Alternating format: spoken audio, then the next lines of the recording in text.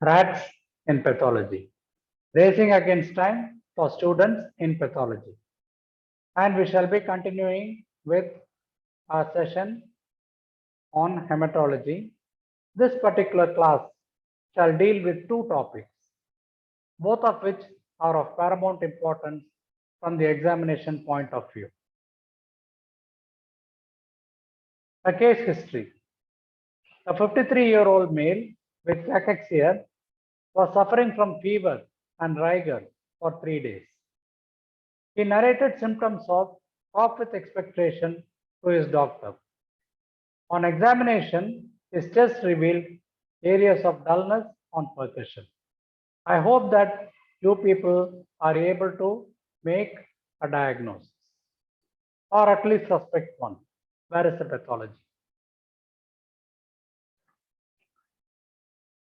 An X-ray was taken and it showed patchy areas of consolidation in both the lungs. His blood count was 98,000 per cubic millimeter. Hemoglobin 8.5 grams. And the peripheral blood showed.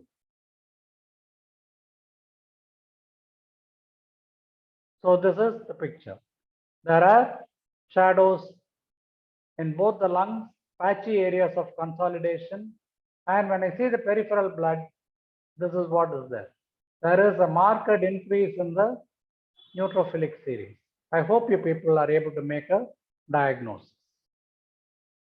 What is your diagnosis? Mention the causes, salient features, differential diagnosis in a tabular form. The answer is leukemoid reaction. The importance of it is given in the enclosure. Even though it is a small topic, it has to have its own subheadings. Think of the subheadings will take us to the answer. Definition. A leukemoid reaction is a peripheral blood smear mimicking leukemia in a patient not suffering from leukemia.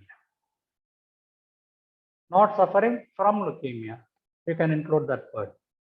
So it is a peripheral blood smear or a picture that mimics a leukemia. There are two types. One is a myeloid leukemoid reaction and another lymphoid leukemoid reaction. There are two types. Please do remember. Myeloid leukemoid, lymphoid leukemoid. We shall see what they are.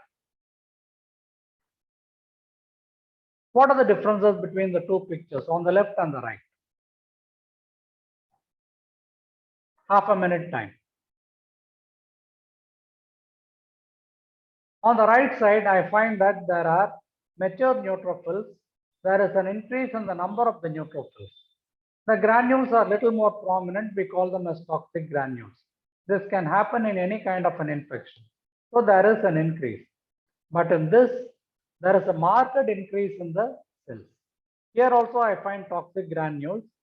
But added to that, there are some cells. Look at this particular cell. It is not a monocyte. It is not a lymphocyte. It is probably a metamyelocyte or a myelocyte. Here again, this is a metamyelocyte.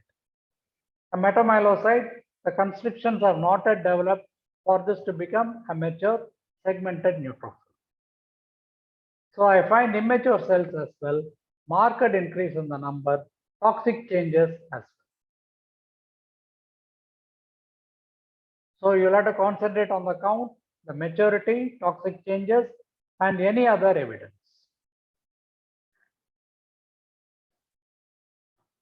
Now, what is the difference between a leukemoid reaction and a leukemia? There are two contrasting pictures. In this one, again, as I had been mentioning, there is an increase. There is a slight increase in the immature cells as well. So it is a myeloid leukemoid reaction because neutrophils are there, myelocytes are there. This, on the contrary, there is a marked increase in the number of cells. There is a spectrum that I can see. And I find that there are some cells such as the myeloblast or even the promyelocytes. They are all there. Entire complete gamut of the myeloid series is seen. It is a case of a chronic myeloid leukemia. We used to describe it as a college girl pattern. So what are the differences between a leukemoid reaction and a leukemia? This particular tabular column, please by heart. You will have to answer these. What are the clinical features? Blood examination, blast cells, white cell morphology, anemia, bone marrow, autopsy, other findings, lab score. So this is a wonderful list of subheadings that will take us to the differences. So in leukemoid reaction, the clinical condition is reflected. Neutrophilia with toxic granules, etc. And here it is insidious. By chance, we happen to notice, or the patient may be developing breathlessness. Blood examination, the leukocyte count is less than 1 lakh. Usually it is around 50,000 to 75,000. Whereas in a leukemia, it is more than 1 lakh per cubic millimeter. Blast cells are very occasional. More than 5% in the case of CML. If it is more than 20%, it is AML. White cell morphology, there will be toxic granules that can be seen. Here there will be immature and atypical cells, blast cells can be seen. Anemia is not significant in leukemoid reaction, whereas it is marked in a leukemia. Bone marrow, leukocytic hyperplasia, here there is increase in immature cells or the blast cells. At autopsy, there can be other changes. For example, a patient dies of myocardial infarction, there will be ECG changes. Tuberculosis, there will be cavity in the lung. There are no such changes in a patient with leukemia but for hepatosplenomegaly. Other investigations such as X-ray, ECG, culture, acid fasting can lead us to the diagnosis. There are no such batteries over here. Lab score is increased in leukemoid, decreased in a case of CML, but it can get increased in blast crisis. So this particular tabular column, 300% must that you people will have to write. Myeloid leukemoid reaction, there is an increase in the leukocytes predominantly mature. There are a few myelocytes and staph forms. Toxic granulation can be present. As I had been mentioning in the first slide, there is a myeloid leukemoid reaction, lymphoid leukemoid reaction. Lymphoid means lymphocytic series will be there. So myeloid means myelocytic, neutrophilic series. Common is bacterial infection, here it is viral infection. Count is around 50,000. Here again it can be 50,000 or slightly less in a case of lymphoid leukemoid reaction. Immature cells such as metamyelocytes, myelocytes can be seen, whereas here the immature cells will be the prolymphocytes. Sometimes reactive lymphocytes or plasmacytoid cells can be seen in a lymphoid leukemoid reaction. This is more common in tuberculosis, viral infection, syphilis, etc. So these are the differences. Very rarely myeloblast will be seen in a case of myeloid leukemoid reaction. This tabular column also you people will have to by heart.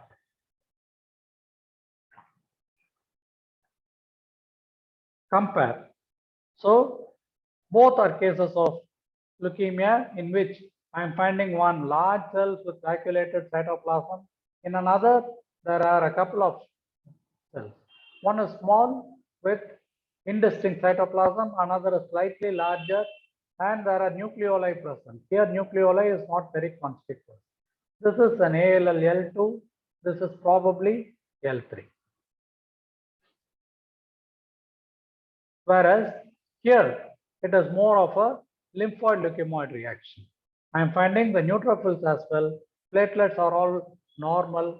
So it is more of a lymphoid leukemoid reaction, whereas this happens to be a leukemia. I hope you people are able to compare. And here again, see the size of this cell. Look at the size of this cell, 4 to 5 times that of the RB. So what are all the diagnostic aids? A complete blood picture, bone marrow picture, lab score, clinical, radiological, therapeutic, ECG, and so on and so forth. We shall be continuing with our classes.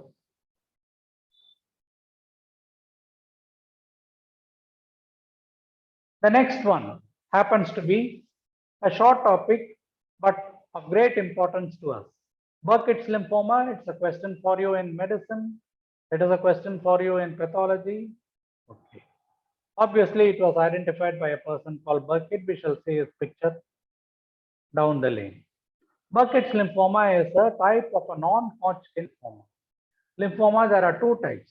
One is Hodgkin's, the other is non-Hodgkin's. This is a type of non-Hodgkin's lymphoma, more common in African children. And it is commonly present in the region of the mandible or the submandibular nodes, etc. And there is a huge mass that is seen. So much so, it is sometimes described as a jaw tumor. It is caused by Epstein-Barr virus.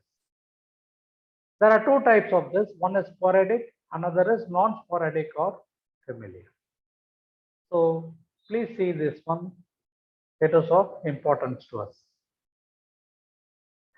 And here again, this is a picture taken from the Fred Hutchinson Cancer Research Center. I hope you people are able to make a swelling over here and a jaw tumor. And this is Dennis Burkitt, the person who identified the Burkitt's lymphoma. So the same picture over here. But what is classical over here? It is lymphoma means it involves the lymph node of the spleen, lymphoreticular system. Here I am not able to see the lymphoid follicles, etc. It is diffuse and homogeneous. We call it as effacement of architecture, and it will be punctuated at regular intervals by large cells. So this is called a starry sky pattern. If you look at the sky at night, you will be finding a dark background and then the stars. So that kind of a description is called the starry sky pattern, classical of Burkitt's lymphoma. It is associated with chromosomal translocation. This is chromosome 8, chromosome 14. This is a short arm, this is a centromere over here, this is a long arm. This is another long arm, centromere and the short arm. You find that there will be a translocation from chromosome number 8 to chromosome number 14. You find that a chromosome, it gets translocated. So see what happens ultimately, this segment comes and gets attached to it. So you get a chromosome like this with the MYC oncogene. So as a result of which a patient can develop a Burkitt's lymphoma. It is a chromosomal translocation, 8 and 14, long arm, you people will have to mention. And these are the diseases which can be associated with Epstein-Barr virus. See what is happening. One is a Hodgkin's lymphoma. The other is a nasopharyngeal carcinoma, very important. Third one is a Burkitt's lymphoma. And of course, it is associated with many non-neoplastic disorders as well. This is L3. We haven't taken the class on acute lymphoblastic leukemia. We shall be doing it. But then in this type of leukemia, I am finding large cells. The cytoplasm is abundant and bluish, and it has got vacuoles. This is called ALL-L3. Commonly, it occurs in children around 17 to 18 years of age. So this is called the counterpart of the Burkitt's lymphoma. ALL-L3 is a counterpart of Burkitt's lymphoma. Normally, what happens? The involved node can be several centimeters. It has got a cut potato appearance involving the jaw. Therefore, it is called a jaw tumor, usually associated with an erupting molar tooth. That is why the age is around 18. Growth factors can be implicated and common in African children. So this is something that we people can write very easily. This is ALL-L3, the hematological counterpart of a Burkitt's lymphoma. See this, the same thing is being given over here.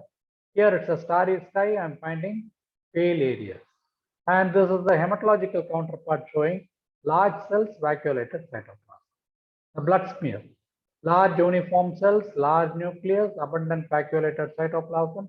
Nucleoli can be present. Look at these pale areas, they are the nucleoli, generally 1 to 2. Histologically, there is an effacement of architecture. Architecture means it is the relationship of one part of a tissue to another. There is nothing like that. I am not able to find a capsule, I am not able to find the follicle, etc. And there is a starry sky pattern. So I hope you people have followed this class on Burkitt's lymphoma. The treatment for it will be radiotherapy and chemotherapy. And this is the counterpart that we had mentioned. So this is a picture again. I hope you will be able to describe it. Large cell, large nucleus, abundant cytoplasm, vacuolated cytoplasm. A nice quote that I picked up. I had no shoes and complained till I saw a man without legs.